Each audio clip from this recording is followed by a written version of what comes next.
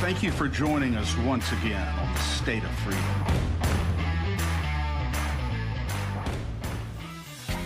The State of Freedom is a listener-supported podcast. We're committed to pursuing the truth about policymaking, regulatory actions, and political maneuvers in Louisiana and at the national level that stand to impact your freedoms. Please support the State of Freedom by becoming a monthly supporter or member of the Warrior Circle, or by advertising your business, your nonprofit, or your event with us. Go to freedomstate.us. We are bypassing the mainstream media cartel and the establishment political parties in Louisiana and coming directly to you, spreading the uncensored voice of freedom across Louisiana and beyond. Fuego is just unbelievable. Whether it's the flame-grilled carne asada or a signature mango margarita. I had one of those too. They're serving up a literal feast of freedom at Calle Fuego. It's just extraordinary. I love the owners, Andres and Jose. They run such a great restaurant. The service is extraordinary. The atmosphere is great. So if you're in Pineville and the Alexandria area or passing through, or if you live there, go to Calle Fuego and tell them the State of Freedom sent you.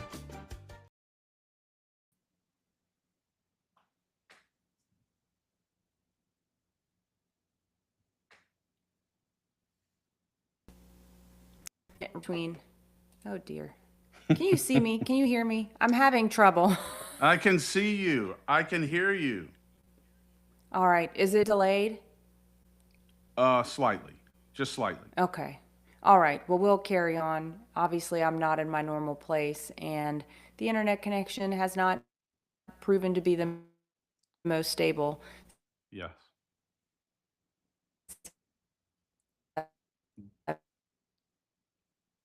Danielle Been here. Walker. So anyway, but the questions. Yes, Danielle Walker in a tunnel, whereabouts unknown. Yeah. Well, I'm in Arlington, Virginia at my friend's house, in which you can very clearly see is a basement. And I don't think, the internet is not reaching all the way to the sky, if you want to think about it that way. All right, I'm just going to scrap the regular intro and say that today we are talking about the John Fleming and Julia Letlow Senate race. We have a lot of thoughts to share. There's plenty that went on behind the scenes that we want to bring to light. And then we just figured everybody might be interested in hearing our take on how things landed and where we go from here. So that's what we're going to be talking about today. As you may know, I'm Danielle Walker, and I am joined by my dear friend and co-host, the watchdog in chief of Louisiana Citizen Advocacy Group, Chris Alexander, and we're coming to you live this Tuesday, June 30th, 10 a.m. Central, on Voice of the People USA TV and radio network, on Rumble, X, YouTube, Facebook, maybe other places as well that are not springing to mind. But wherever you're watching us, please take a moment right now, hit the thumbs up button. It helps us so much with the algorithms. Share it with your friends.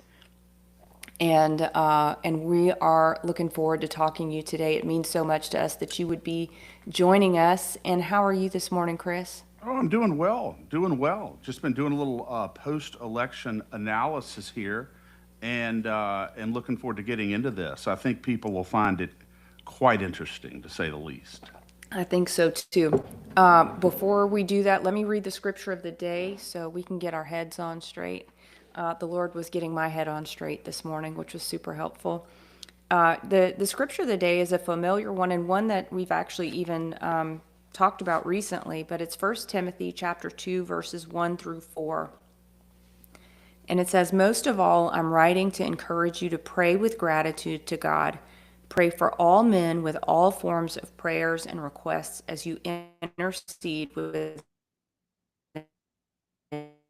intense passion and representative, so that we would be able to live tranquil, undisturbed lives as we worship the awe-inspiring God with pure hearts. It's pleasing to our Savior God to pray for them. He longs for everyone to embrace his life and return to the full knowledge of the truth."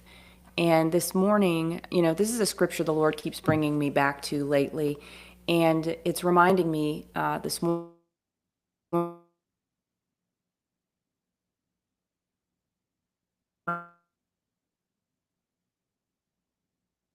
that God always has the upper hand. It doesn't matter. The Lord can soften and change the hearts of any political leaders, just as he can change the hearts of any non-political leaders. And so our prayers for political leaders, like them or not, trust them or not, agree with them or not, support them or not, can be the biggest rug pull to the enemy's plans for our destruction. Remember, God is the God of Abraham, Isaac, and Jacob. And Jacob's name means usurper or overtaker or to gain the upper hand. Jacob was sneaky.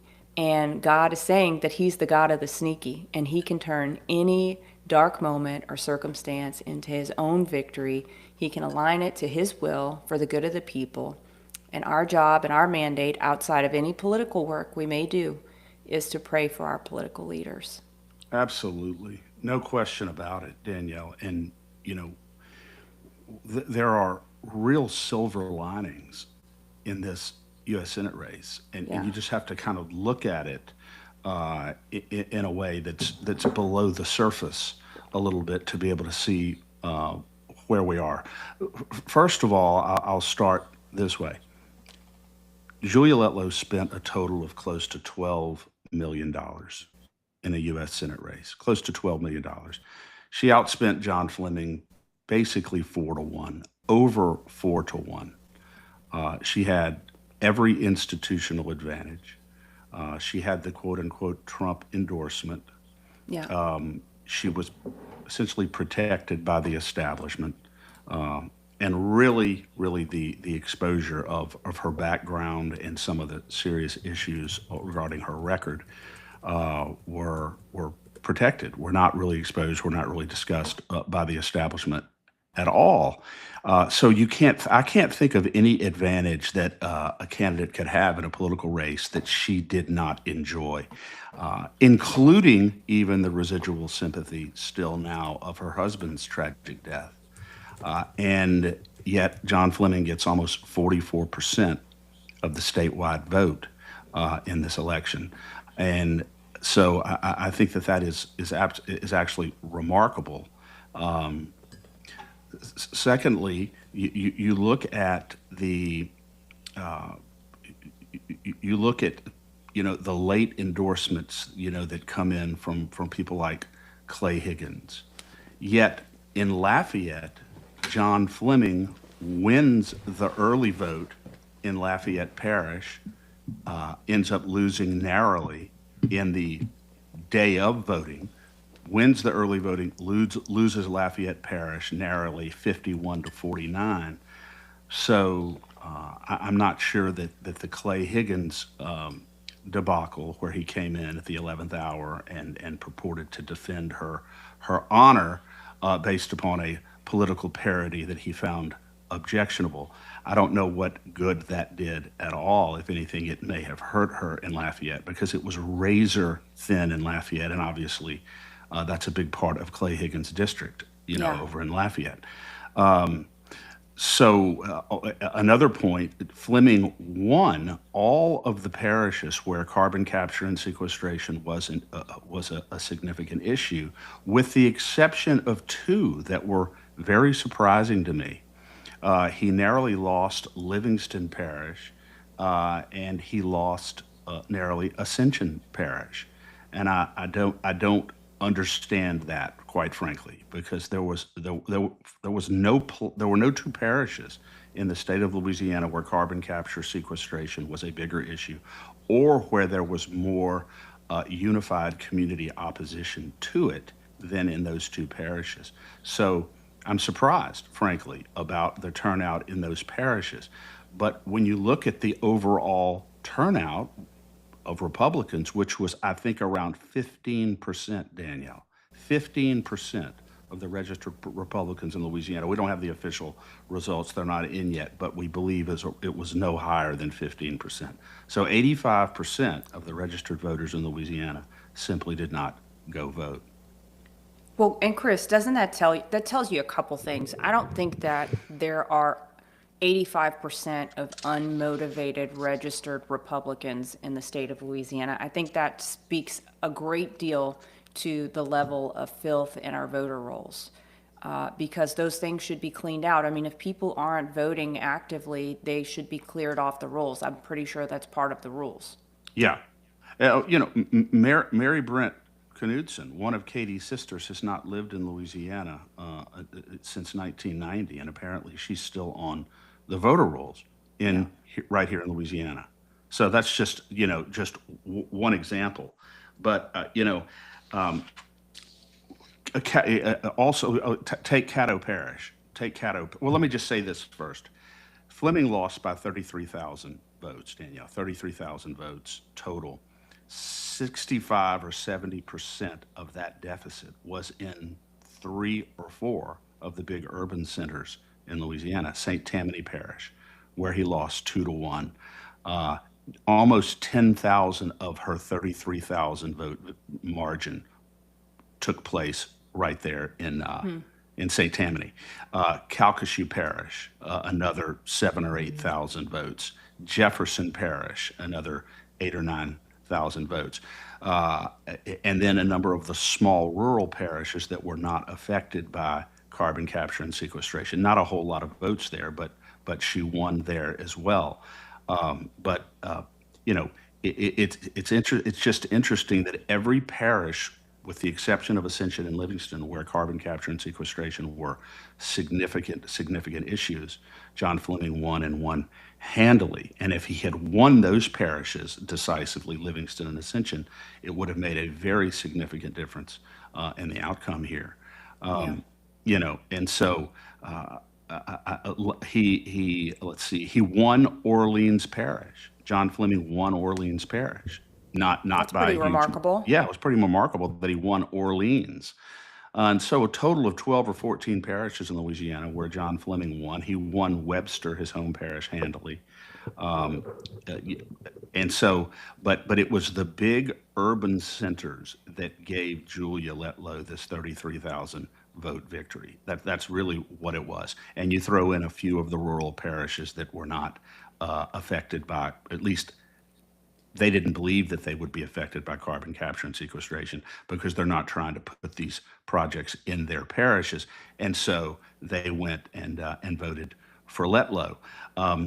One thing we have to consider looking back on it, even though there was significant evidence that the endorsement was manipulated, the Trump endorsement was manipulated, and really was not given based on full and free information by the president, there are still a lot of Republicans in Louisiana, sadly, in my opinion, who are going to vote for someone simply because President Trump endorsed them, or they believe that he endorsed them. And so I think that also accounted significantly for the fact you can't ever underestimate a Trump endorsement. Not that he always wins; Yeah. he loses it, but nonetheless, I think that was significant also. Yeah, but Chris, let me just get in here for a minute. I think a couple things. One, we were talking before the show that the voter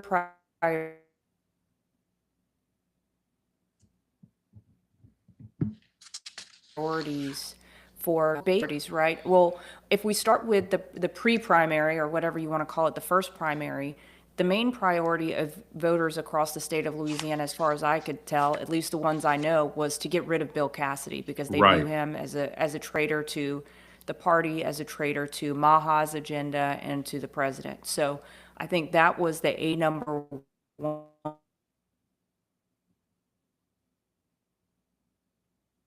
one priority, obviously. Well, different sequestration and DEI. I think the this idea of woke ideology, this idea of promoting racism, sexism, all those types of ideologies inside of schools. I think that probably got a lot of the moms turned out. Now, what's interesting to me is I kind of disagree with you on the Trump endorsement.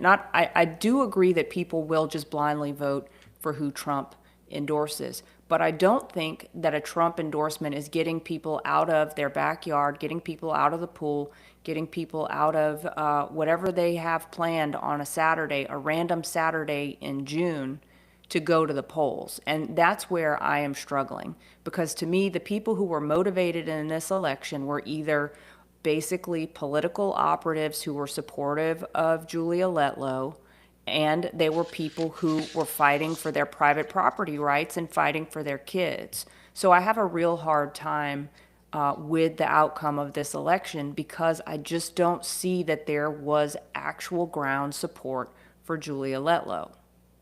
Yeah. There did not appear to be any real organic support for her, at least not online. When you're looking at someone whose own feeds generate 90, 95% negative responses on her own social media feeds, I'm not saying that that is necessarily equivalent to what the ultimate outcome of an election will be, but it's certainly indicative, I think, of public sentiment on some level. And it was just startling that so few of the online responses, again, to her own feeds and the online commentary generally, were so negative about Julia Letlow.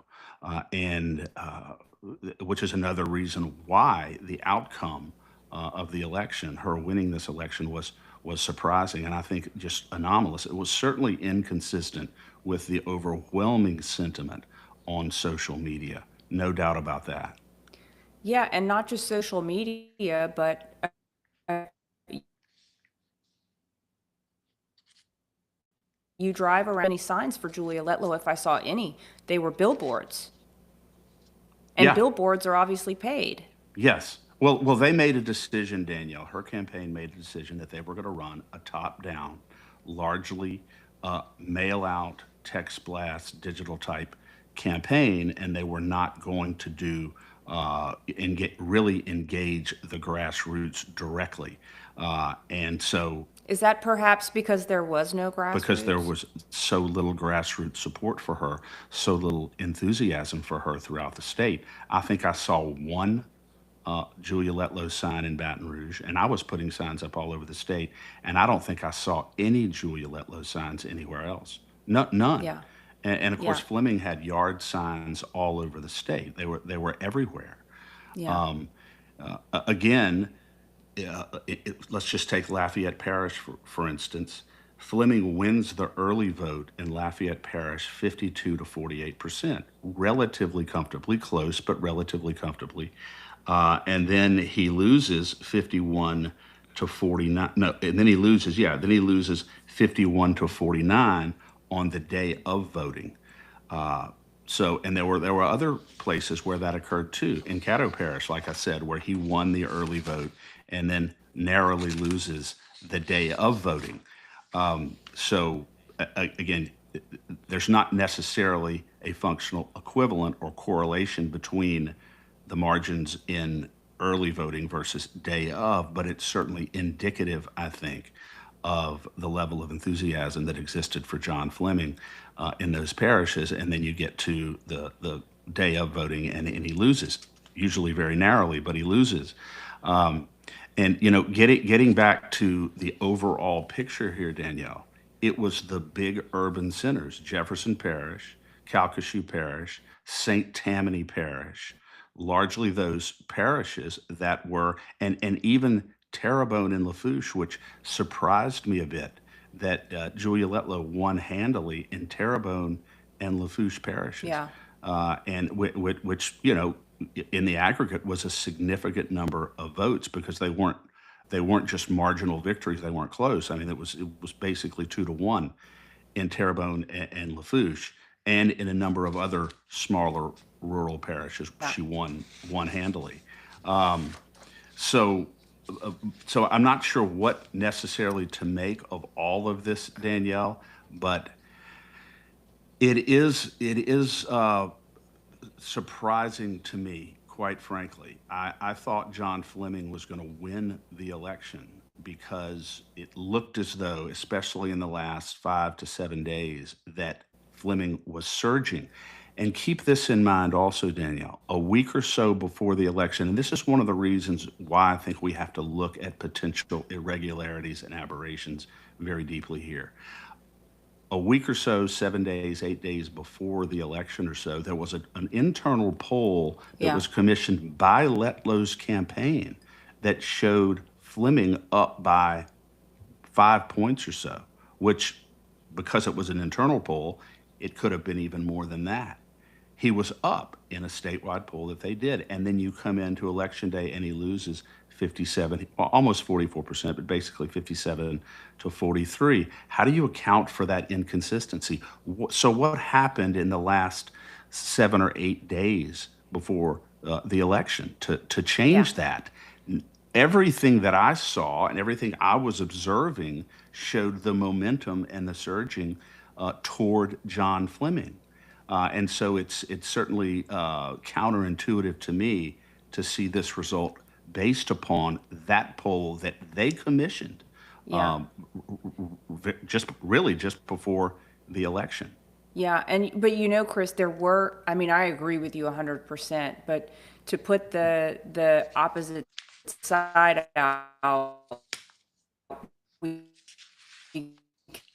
can we can point to the fact that, I mean, some version of the Letlow campaign, be it a PAC or something, or her campaign directly, in the last 10 days. I mean, probably even the last 4 or 5 days, I must have gotten at least 15 text messages Yes, yes, saying to get out to vote. There were probably three just on the day, just on election day.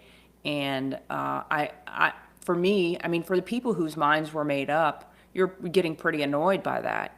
For people who were on the fence, I would think you might also be pretty annoyed by that. I would think the only people that encouraged to get out were the Letlow voters. But I mean, again, every single text message is a picture of Julia Letlow with Donald Trump.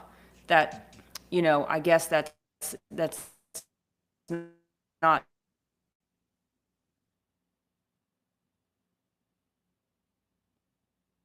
super helpful for John Flynn. Big PAC money behind her.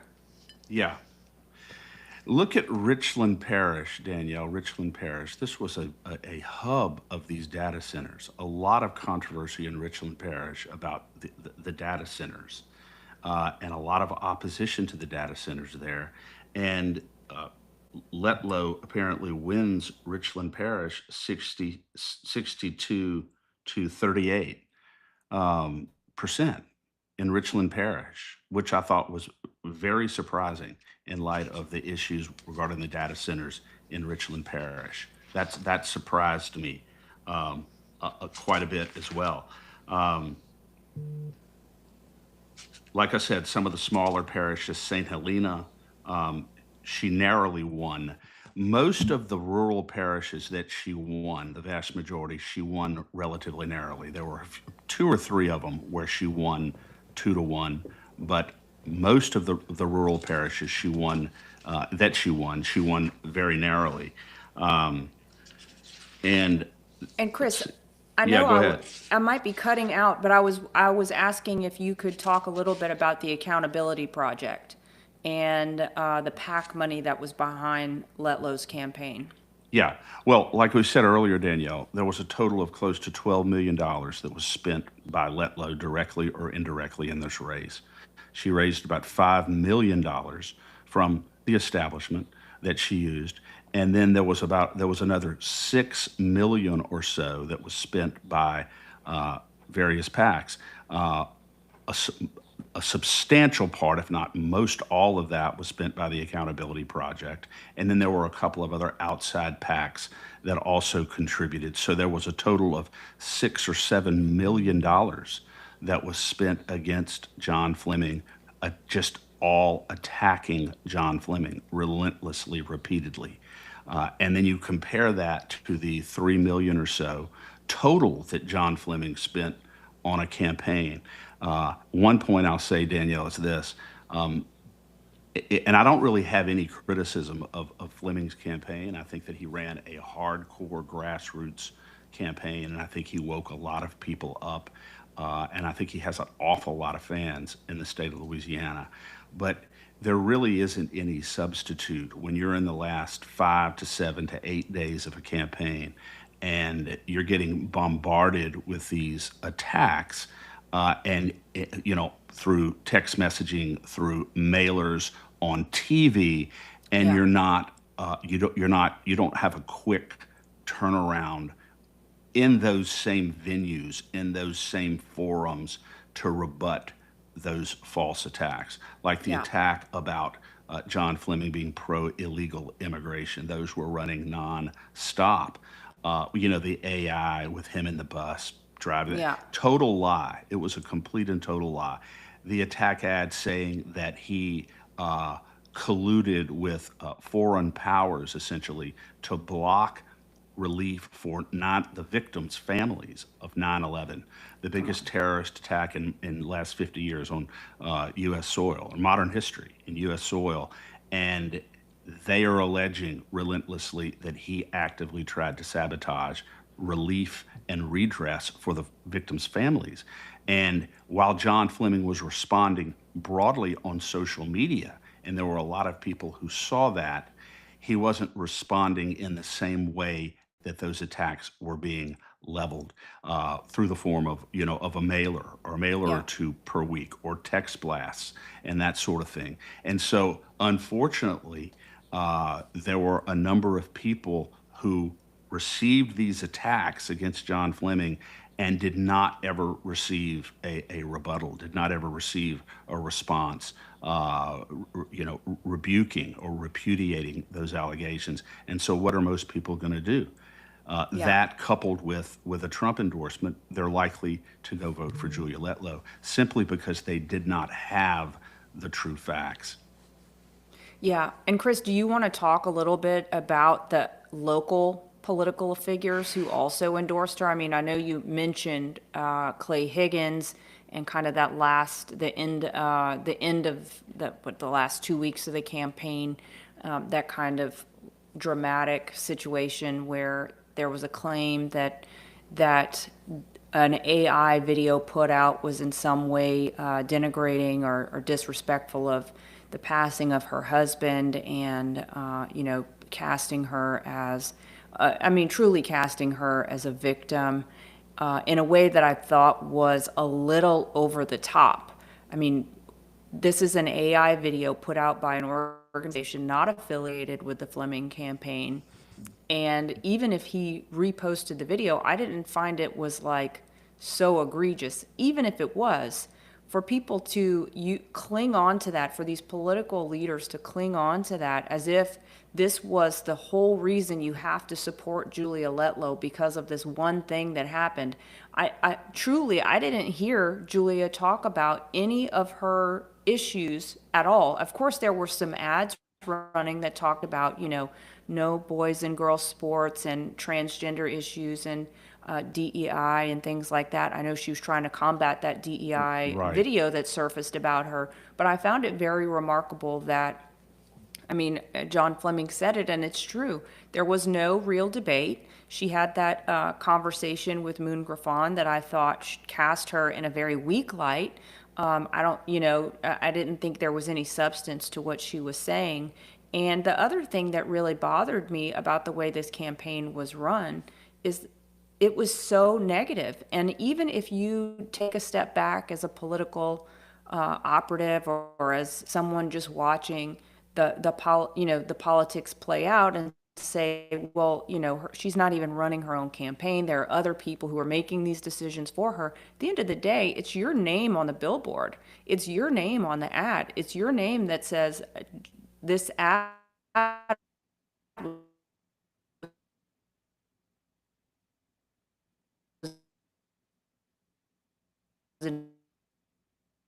endorsed by Julia Letlow that could go forward. Yeah. You were cutting out on me the last 15 or 20 seconds there.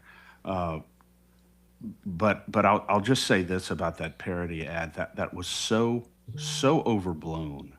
And to have people like Steve Scalise and Clay Higgins come out and act as though this is some major affront to either Luke Letlow, Julia Letlow's deceased husband, or to Julia Letlow herself, was just so grossly inaccurate. But the parody was very, very effective. And again, Lafayette, say Clay Higgins over in Lafayette, he comes out and makes a big deal of it. Well, John Fleming handily wins the early voting in Lafayette Parish and then narrowly loses the day of voting in Lafayette. I don't know that I would suspect that Clay Higgins probably hurt her through that. I know Clay Higgins hurt himself among a lot of grassroots voters in coming out and essentially indirectly derogating John Fleming in his remarks, but using that political parody really as a pretext to come out and support and endorse Julia Letlow. I don't think he helped himself. I don't think Steve Scalise helped themselves at all on this. And I can tell you, Danielle, just based upon Mm-mm. what I'm seeing so I can't tell you the number of Republicans that I've spoken to, and I haven't really formed an opinion on this one way or the other. I don't think you have either, but is a broad swath of Louisiana Republicans right now who are so disgusted by the way this campaign was run, how guttural it was, and just the vicious, baseless attacks on John Fleming through these out of state PACs. Many of them have said they're either not going to vote at all in the general election, or they're going to vote for the Jamie Davis, who's the Democrat nominee, because of his position on carbon capture and sequestration, and the fact that he's a rural farmer, largely conservative, and they just cannot bring themselves to vote for Julia Letlow. I don't know what this ultimately is going to mean, but I guarantee you there are going to be a lot of Republicans who either stay home or go vote for Jamie Davis. Yeah, yeah, and I think that's the real concern. I mean, we know that this was a Trump play largely because he needs support in the Senate, and his endorsement, whether it was based on the fact that he could have leverage, that I think if you think about Julia Letlow versus Bill Cassidy, and you think about Trump, the way that he may encourage people to vote in a certain way or try and make a deal with them. Bill Cassidy was completely intractable. He blocked the Maha agenda at every single turn.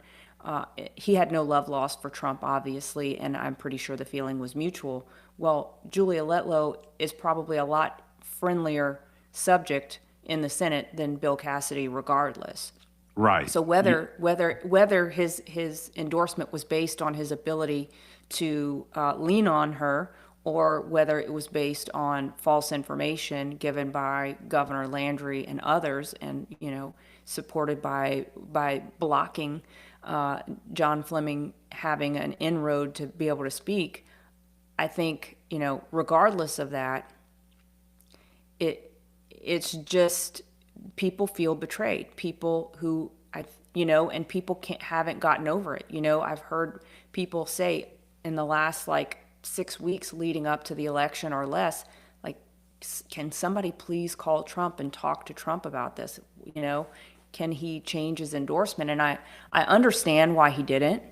I really do, because I think for him, ultimately, it's a win-win, right? He can lean on, yeah, if I'm thinking about this from a Trump point of view, if he can lean on Letlow, that's fine. And John Fleming is going to vote the right way no matter what, because he's a man of principle. So for Trump, it's not necessarily the biggest deal, but for the people of Louisiana who need the support, it is a massive deal.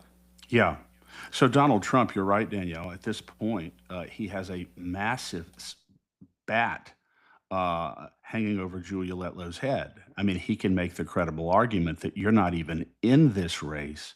You have no shot to become a U.S. Senator but for my endorsement. And I think that that's absolutely the case. Without his endorsement, I don't even know if Julia Letlow runs for the U.S. Senate. I don't think she'd probably be the president of a college university right now. So Trump absolutely has that, and hopefully will use that. I'm sure he will, in order to ensure that she follows, the Trump agenda, and does what she's supposed to do. But don't think for one second, Danielle, And this is one of the things that I think people probably have not thought very much about. If President Trump were exposed, vulnerable, weak, and bleeding, uh, I do not believe that Julia Letlow is one who would stand with him out of principle.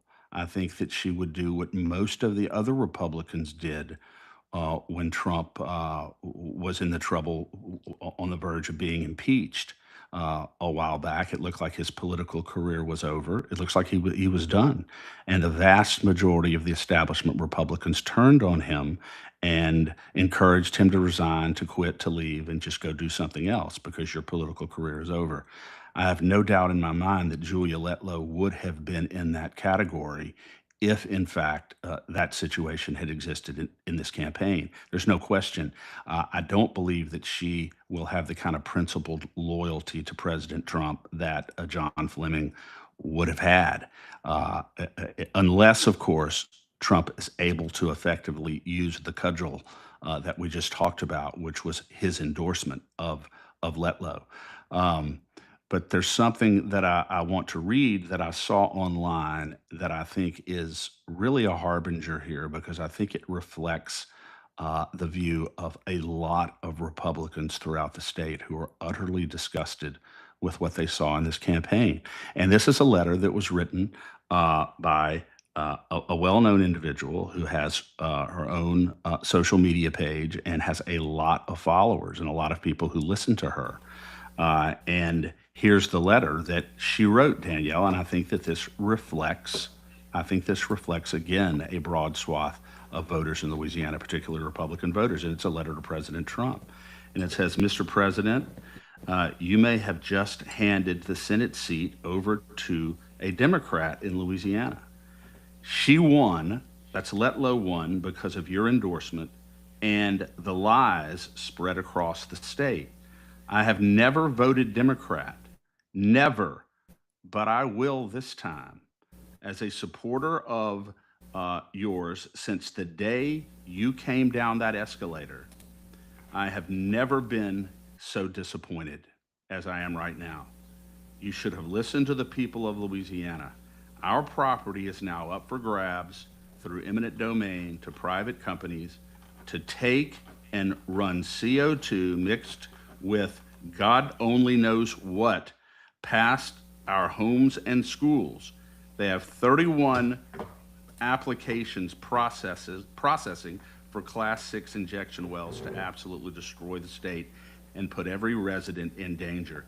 I will never vote for Letlow, nor will the thousands throughout the state that have created coalitions to stop this overreach, to steal our land and destroy our right to property. That is just one letter of many, many comments that I've seen, and I just think it's unfortunate, Danielle, because I think that the establishment Republican Party has officially fractured and alienated grassroots conservative Republicans across the state of Louisiana, and they may never ever get them back.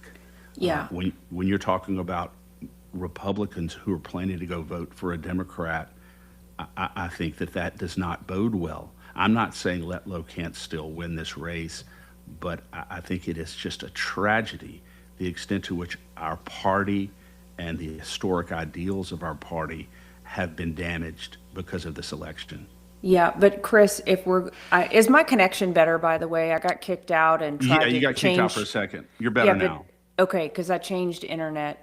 Yeah, and I'm sorry you Anyway, probably couldn't hear some of what I was saying because you weren't in there. But I anyway, couldn't hear. Yeah, I couldn't hear any of what you're saying. Anyway, my point is, uh, if we're just going to be real honest, if you believe that the 2020 election was stolen, and you know that nothing has been done to fix any of the problems that led to the stealing of the 2020 election, you can't possibly think that any election since then is valid. And so if that's the case, my whole point in saying this is I am praying, along with many others, that this midterm does not happen the way it looks like it's going to happen. My prayer is that some information comes to light that says, guess what? Those machines are rigged. They are vulnerable. They have been hacked. The way that the parties have stayed in power has been the way that the establishment has stayed in power, has gotten power, is through election rigging. And something has to change before November. Something absolutely has to change, and I pray that it happens this week, Chris. You know, here we are. We're looking in the face of Independence Day, the 250th anniversary of our country, the 250th birthday of the Declaration of Independence. And we have to break free from these establishment. I mean, really, what it is, it's globalist control. These are people who have no concern for the people of Louisiana, no concern for the United States of America. They're lining their pocketbooks. They're corrupt in one way or the other, and it's exhausting. And I'm here in the DC area. I'm staying with friends who work very close with government here, and they are disgusted. They have never seen such corruption. These are friends that I've known for almost 20 years now. They have never seen the level of corruption they're seeing now. And the conversation I had last night was, you know what? That's what we prayed for, because the corruption was always there. We couldn't see it, right? Before, we were stuck in this false paradigm of Republicans versus Democrats being a real thing. Now our eyes are open to it's the captured government, these leaders who are standing up there making decisions that have no concern for what the people want whatsoever. And if they thought that they would be held accountable at the ballot box, they would never behave this way, ever. And Yeah, so I'm praying, and I ask everyone to pray with me that the exposure for 2020 nullifies every election since then. Period. And it has to. I mean, we're operating, in my view,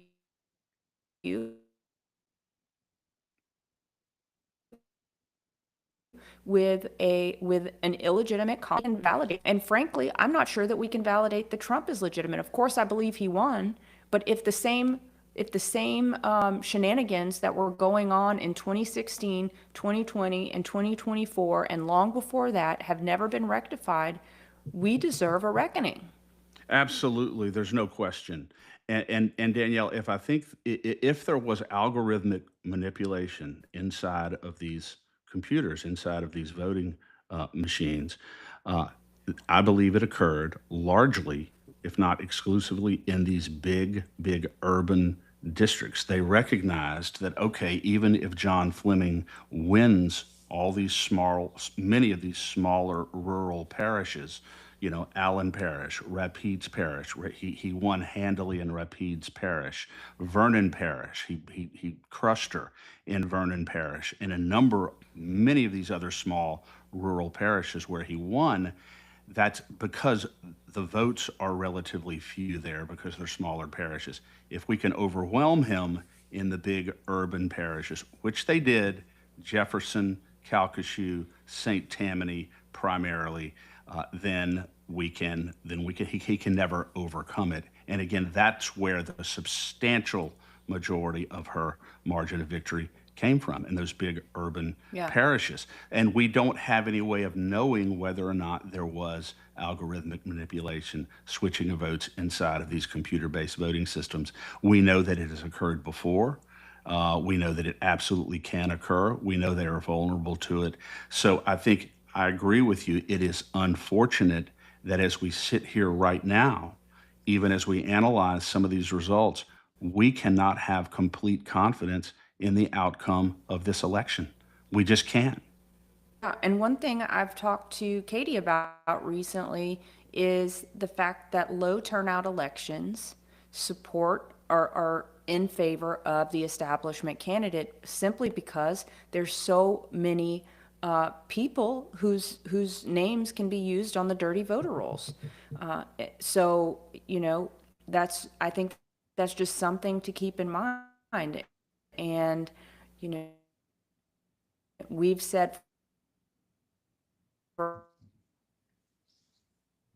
a long time, since Draza Smith came on, the tablets are in effect. And so there's no way for us to validate that our vote was tallied correctly. It goes into who knows where, and we're just supposed to have faith. I don't have faith in that. I have faith in God. I don't have faith in this machine.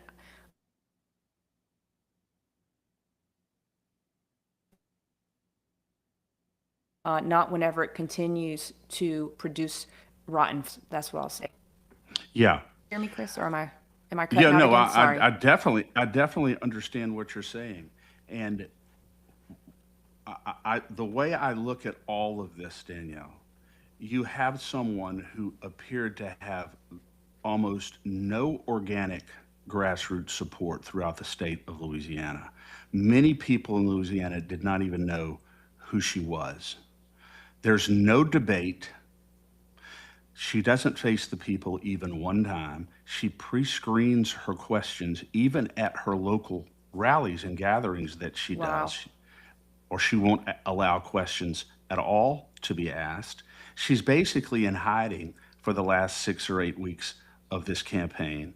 And she's got all this baggage in her background, with the stock trades and all the rest of it, the DEI history, the fact that she co-opted the name, the national brand of the Republican National Campaign Committee without their knowledge in order to raise, over $1 million, you just in the first quarter of 2026 alone, using their name without even letting them know that she was doing it. There were just all sorts of things there that were fodder. And I just didn't see the support for her. So there's only one of two conclusions to come to. Either a lot of people simply voted for her because Trump endorsed her, or there was manipulation and irregularity in this election. And I'm certainly open to the possibility that there was manipulation, especially in the big urban rural areas where the vast majority of her margin of victory came from. None of it sits well. But the broader principle here, Danielle, is this: I don't believe that the establishment fully understands the extent to which they've damaged any degree of grassroots enthusiasm for the establishment Republican Party in Louisiana now. I don't think it's going to be possible to get these many thousands of grassroots voters across Louisiana back. Almost 44% of them voted for John Fleming, many because they love John Fleming, and a lot because they were totally disgusted by the way the Letlow campaign was run. You And the know who fact, yeah, it will get out, Chris. It will get the grassroots out to sign their name to the recall petition for Jeff Landry. It I know that it's ongoing and will active, and they've gotten a lot of people who've get signed that petition. them out for that.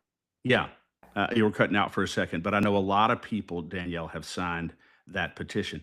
Another thing, and we can do a deeper analysis into the actual outcome in these local parishes, the ones that the many that Fleming won or very narrowly lost, and the state legislators and state senators from those areas are absolutely, if I were them, I would be very, very concerned about their reelection prospects. Not only because of the way the vote turned out in these parishes, but also because of their own voting record recently in the state legislature. I'll give you one example, and Thomas Presley is not one of the worst, but he endorsed Julia Letlow up in Caddo Parish. Well, John Fleming wins the early vote in Caddo Parish and very narrowly loses the day of voting in those parishes. So the fact that Letlow won narrowly some of these rural parishes, or even the bigger ones like Caddo, the ones that she narrowly won, that does not necessarily mean that the state reps and the state senators from those areas are safe. In fact, it could mean precisely the opposite because of the very slim margin of victory that she enjoyed in those areas.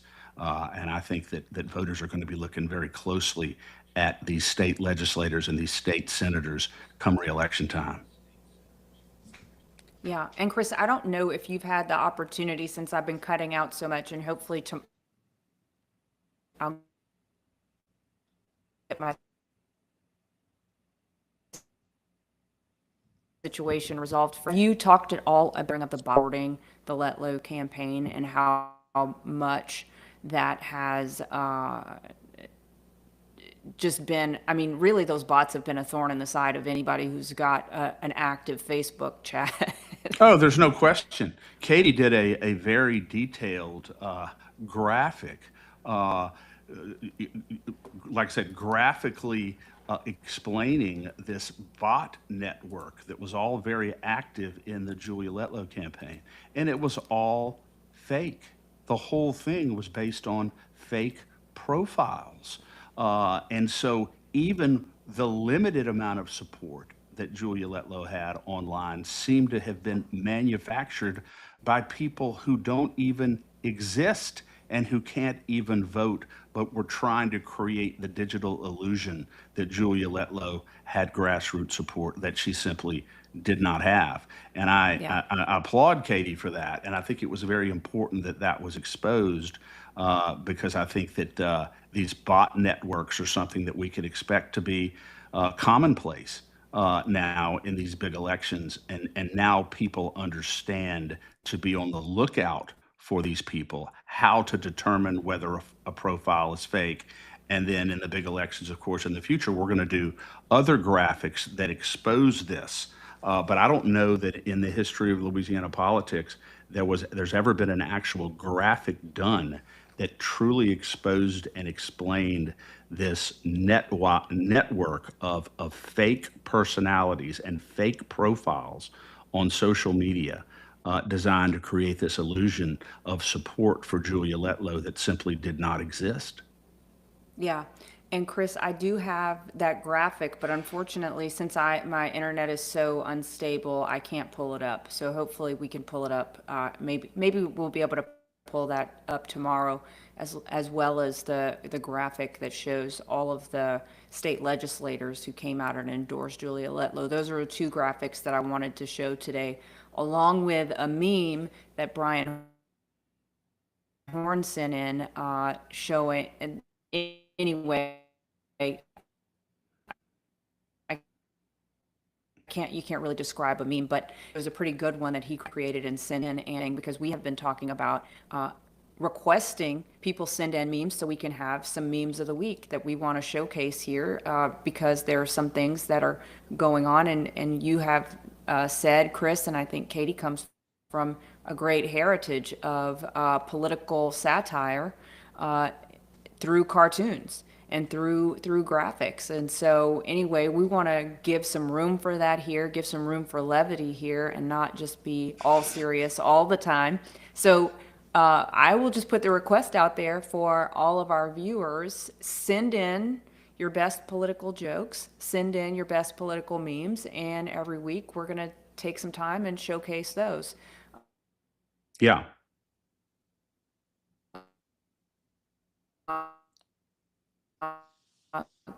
Try and keep it clean, though. Yeah, well, Yeah. we'll keep it clean. Yeah, but send us in some good memes.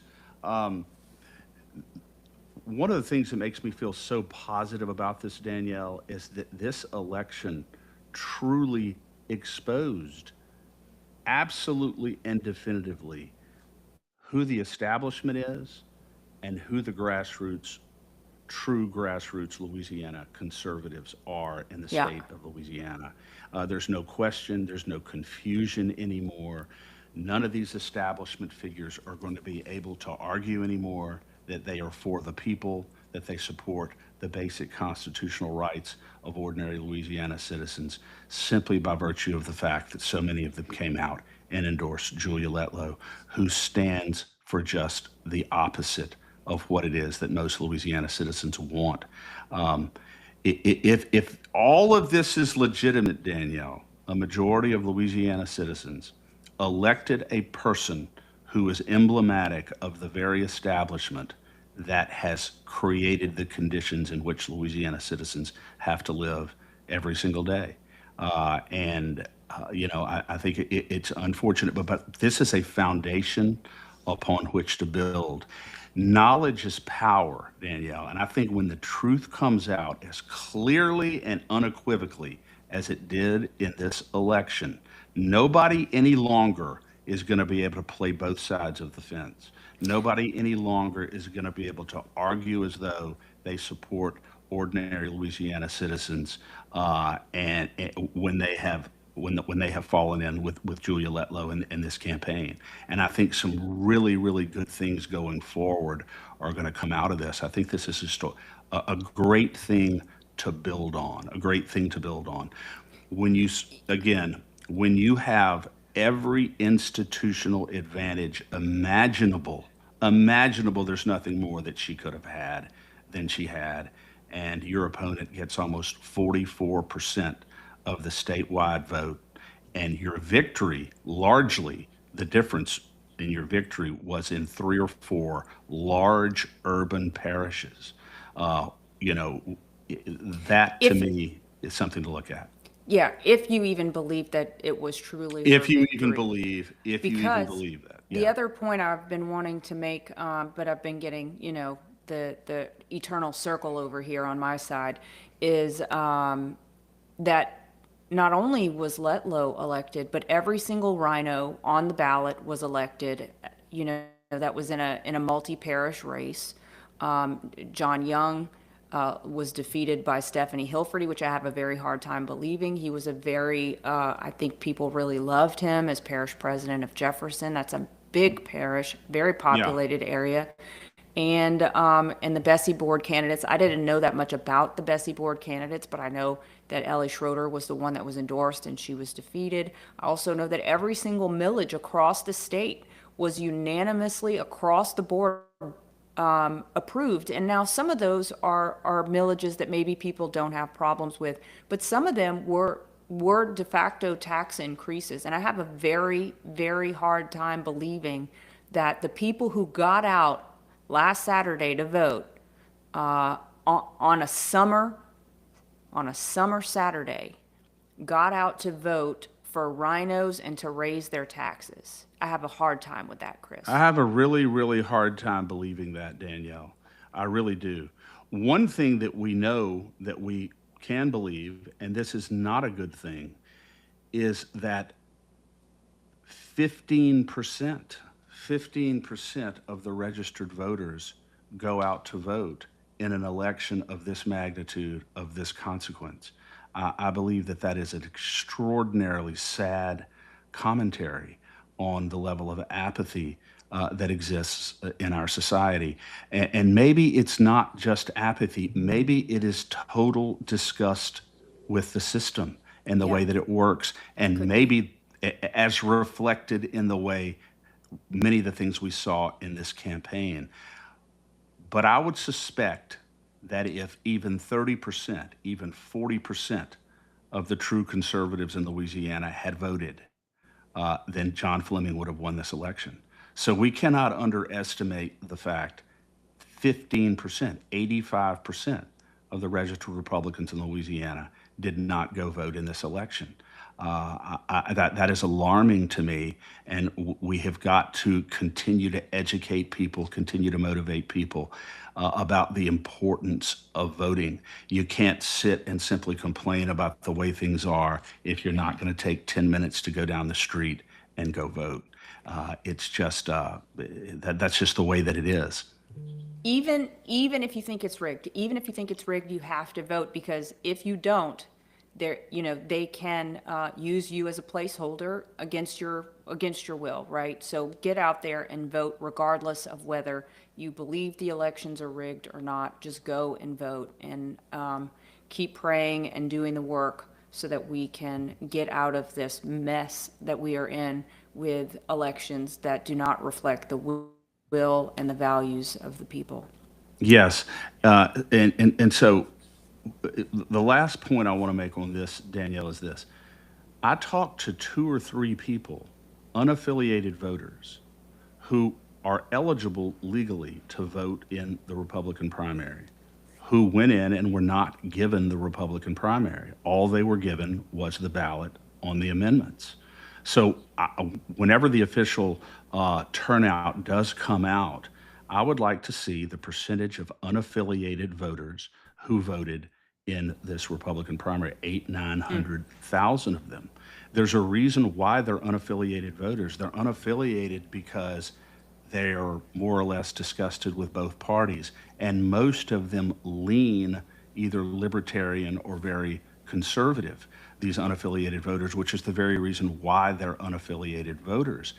I want to know what percentage of them actually voted in the election, and I'd like to know, and we're going to do some more anecdotal investigation to determine whether or not unaffiliated voters who wanted to vote for John Fleming couldn't because they weren't told that they could when they went in to vote. These voters that I'm talking about right now, all they were given were the amendments, the few amendments, Yeah. village amendments or whatever, and that's what they were given, and that's what they were voted on. And I guarantee you that these unaffiliated voters who went to vote were You're not. talking about even in this, Yes, I'm talking okay, about. so not the previous one. No, I'm talking about this past Saturday. Okay. I talked to someone the day of that he got back, one of our neighbors, who said, I'm an unaffiliated voter. I wanted to vote for Fleming, and the only ballot that I got was the ballot that had the amendments on it. And I understand that when you go in, you should specifically say, I want to vote in the Republican primary. But is it too much to ask for the poll commissioners who were there to be able to say, look, you are eligible to vote in the Republican runoff here. Do you want the Republican ballot, or you just want the amendments? What do you want? I don't think that's too much to ask to ensure that people are able to vote on what they want to vote on. Who knows how many unaffiliated voters the story that I told you about my neighbor and others applies to? I don't know. Maybe many of them were not able to vote. Maybe many of them would have voted for John Fleming. We just don't know. But I think it's unfortunate that may have occurred in this election. Yeah, and they, I go back to what Senate President Cameron Henry said about the new setup for our primaries being breathtakingly complicated or something like that. And I just have to say that we didn't have to be here. We could have made it very clear to people that you have to be a registered party member to be able to vote in the party primary, which frankly is the way that it should be.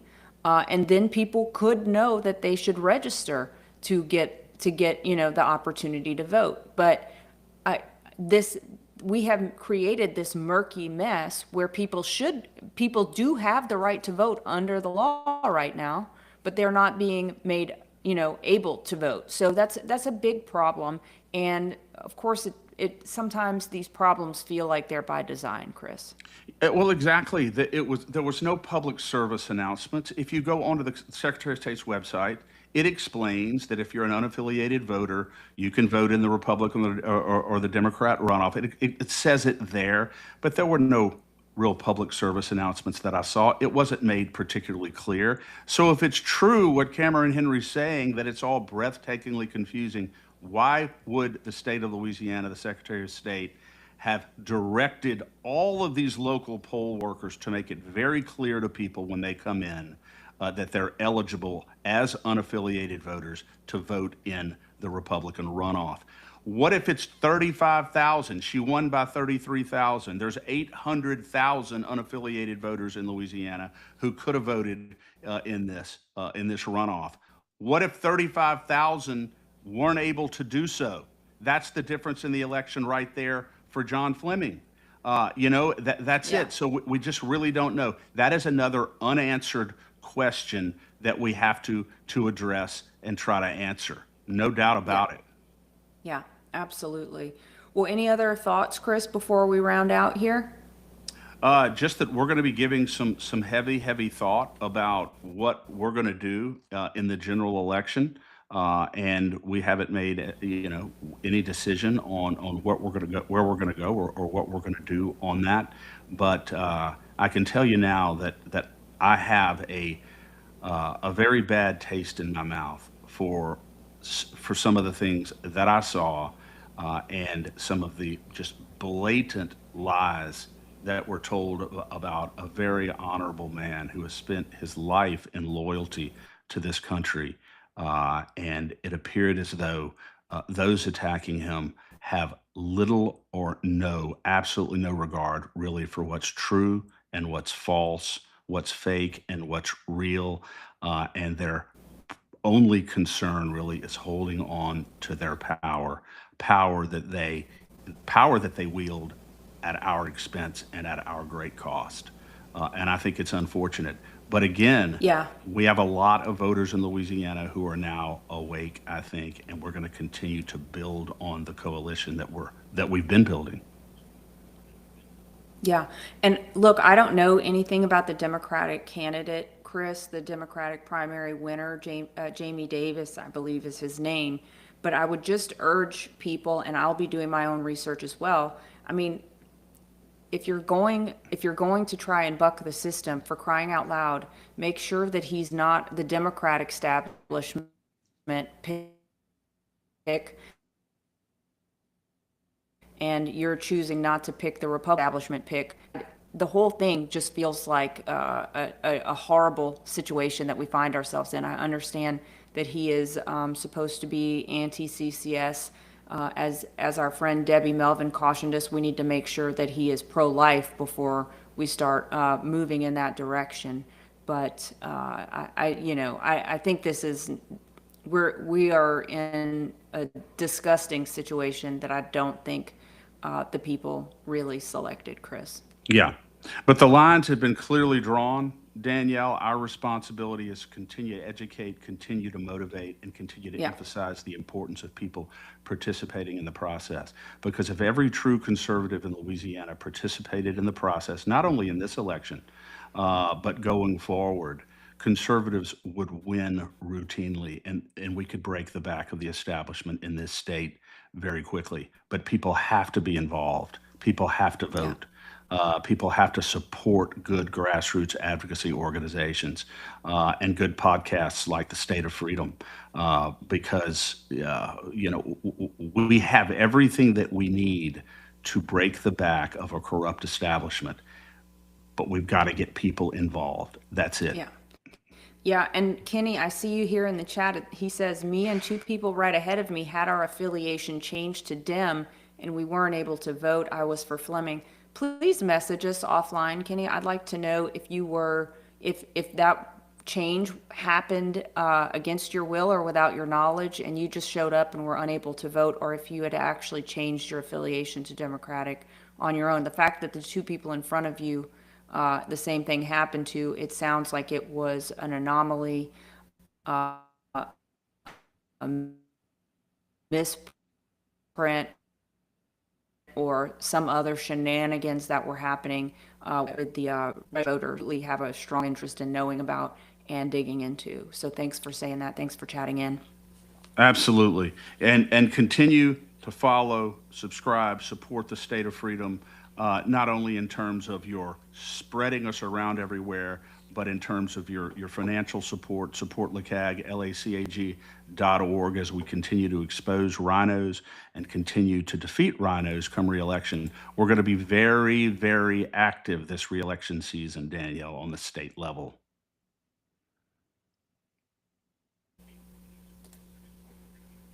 And absolutely. Well, I think I was cutting out. I was saying please support the State of Freedom as well, so we can continue to come here and be your voice of truth, and give you the unfiltered view that you're not going to get anywhere else. Yes. And just a couple quick announcements. Tomorrow is the I think I'm cutting out again. This is so infuriating, folks. I'm so sorry about my internet connection. It will be better tomorrow. And then Thursday, we will have the brilliant Paul Hurd with us to break down the latest decisions from the Supreme Court. and tell us what that's going to mean for us, for the rule of law, and for the country. So excited to have him come back on and break that down for us. Absolutely, Danielle. We're going coast to coast, LeCag and the state of freedom. Remember what we always say, Danielle. We're all you got, but we're all you need. That's right, Chris. That's absolutely right. Okay, well, I'll see you back here tomorrow at 10. Look forward to it. God bless. God bless you.